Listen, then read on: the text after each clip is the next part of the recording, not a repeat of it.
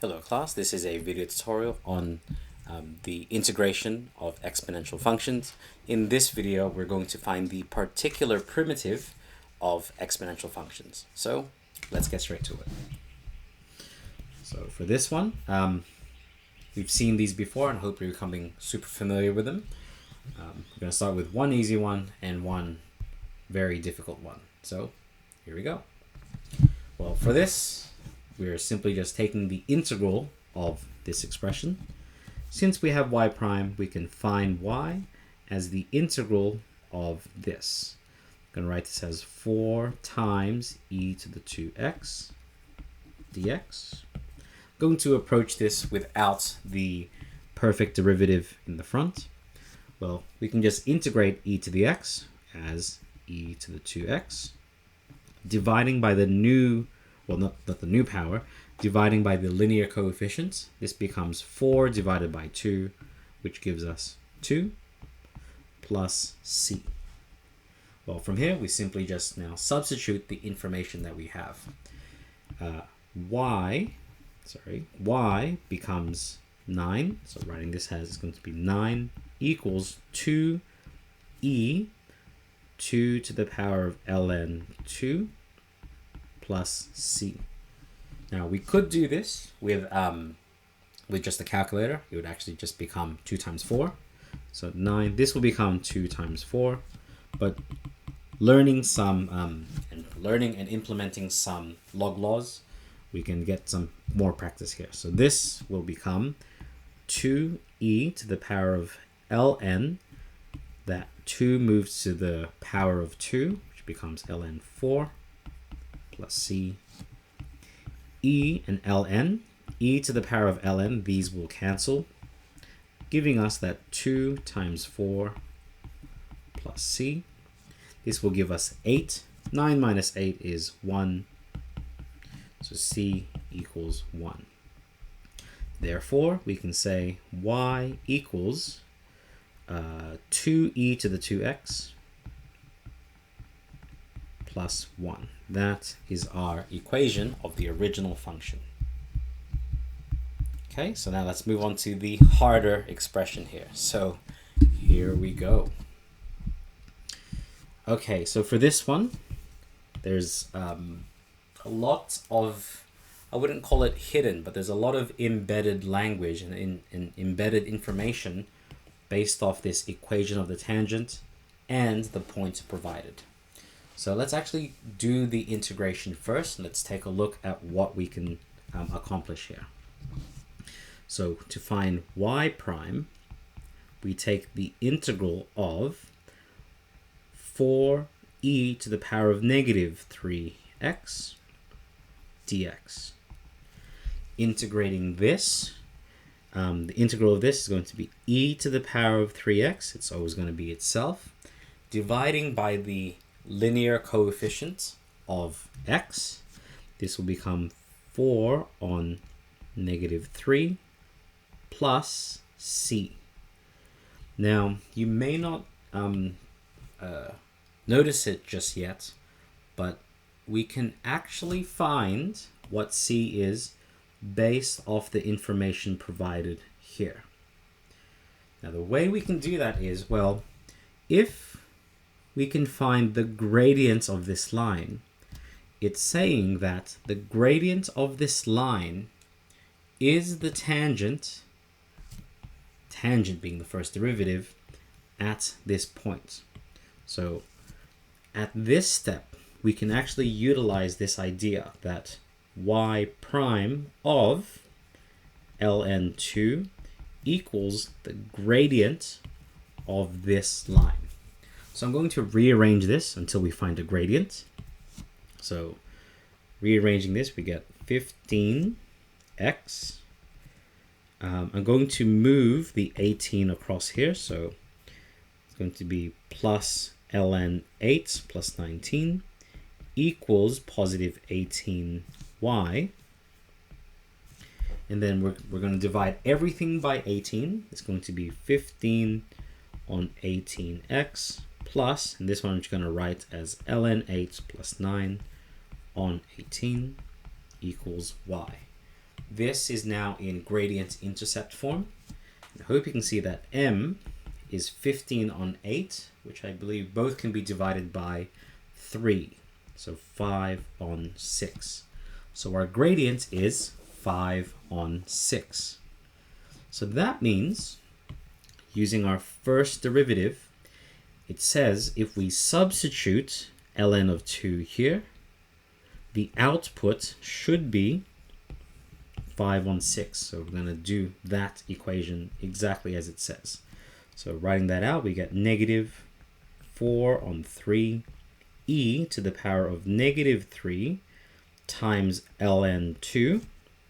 So there's my substitution. So in my first derivative, I'm substituting ln 2 plus c equals 5 on 6. This one I'm just going to use a calculator rather than a bunch of log laws. So typing all of this into my calculator, negative 4 on 3 e to the power of negative 3 ln 2. You can see that comes out as negative 1/6. So that becomes negative 1 on 6 plus c equals 5 on 6. Moving this across, this actually becomes plus 1/6. That gives us 6 on 6, which is 1. So c must equal 1. Therefore, am I running out of space? No, I'm not. Therefore, we can write y prime is equal to, let me just copy paste this for the sake of time, negative 4/3 e to the power of negative 3x plus 1. Now, if we want to find the original function, we just integrate one more time. Integrating this, we get we're integrating negative 4 on 3 e to the power of negative 3x plus 1 dx. Integrating this, I'm just going to do it just as a linear coefficient. The integral of e is itself. We're going to divide by the the coefficient, the linear coefficient of x. You can check your calculator here. Negative 4/3 divided by negative 3. That will give me positive 4/9. Okay, that is our integral of this first term. Plus the integral of 1 is just x. And then from here, we still need a constant. I'm going to call it plus c1. Actually, I realize I should call that c2. Let's call these c1. If you don't want to call it c1 and c2, you can call it c and then capital D or something like that. Okay, so then now the last thing here is, well, we need to somehow find what this is. Well, it says that this is a tangent at this point. That means if we substitute this x value into here, it will actually, well, it should give us the y value at this point. And since this is a tangent at this function, the equation of this tangent and the equation of this function should share the exact same x value and y value at this point. So now I'm going to substitute ln2 into here to find our y value. So doing that, let's grab our function. Here it is. And from this, I'm going to substitute ln of 2. So 15 ln 2. Resolving this, I can ln 2 and ln 8 without you realizing this is ln 2 cubed. So this is going to be 15 ln 2 plus 3 ln 2 plus 9 equals 18y. This gives me 18 ln 2 plus 9 equals 18y. Dividing everything by 2, I get ln 2 plus half equals y. So now, if I substitute ln 2 into this expression, the output should be this same value here. So getting some more space now. Let's draw a line all the way back to the top. So now it's saying this original function. So let's write this in.